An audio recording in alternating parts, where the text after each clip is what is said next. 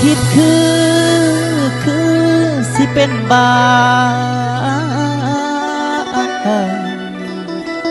รอให้ผัวน้องป่าอายนี่นาสิตายก่อนละคำแพงเอ้ยเป็นหนาวเป็นฮ้อนมาคือไข่แม่นอยู่ในล่านางเอ่ยนางอ้ายลืมเจ้าบ่ได้แม่นสิผ่านมาหลายปีใจก็บ่เคยหนี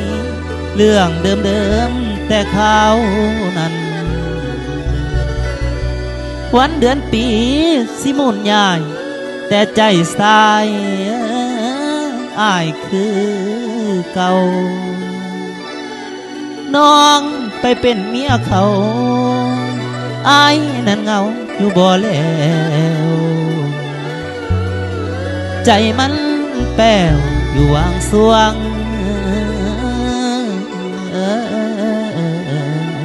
เด้นอ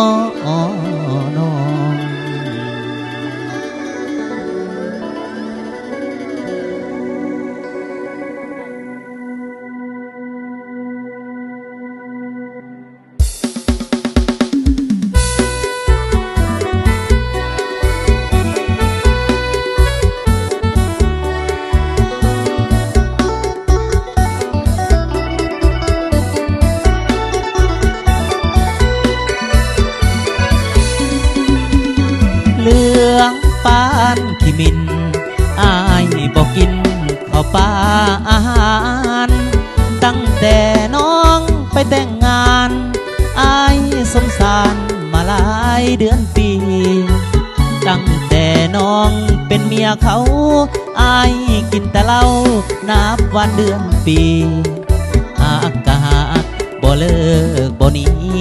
หักคนดีญาติเหมือนนิทานบ้านคุณรู้นางอัวเจ้าเอาผัวอ้ายยังหำฮอนคิดฮอดบางส่วงบางตอนใจหำฮอนทุกวันเวลาสิขาอ้ายก็ยอมตายคือมาหักหลายแต่เด็กกันดาเจ้าเอาผัวก็ยังของท่าสวรรค์บนฟ้าคือบ่เห็นใจไปอยู่คนละกำอายกะนำ2 เฟซ2 ไลน์บ่ได้ติดต่อเงียบหายแต่ว่าตัวอายติดตามคนดีติดตามทุกความเคลื่อนไหวติดต่อบ่ได้สิทธิ์อายบ่มี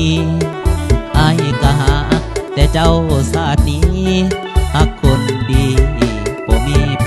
ปานเรื่องคือหวานทรมานบอกคอยใจลอยสุมือกำตือน้อยใจนอนห้องไห้ย้ำเข้าซองเฟซไลน์อ้ายนั่นคือคนตายคิดฮอดหลายแต่นางน้อง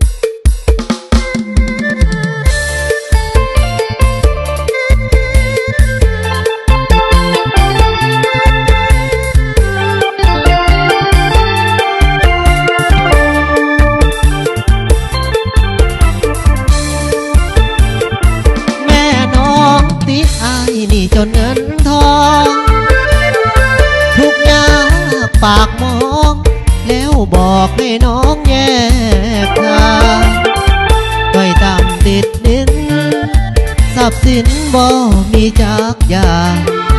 พ่อแม่น้องเลยกันกลางหนทางฮักเลยมืดมนบ่โทษเจ้าดอกการดาเพราะอายนี่นาเกิดมาเป็นคนทุกข์จน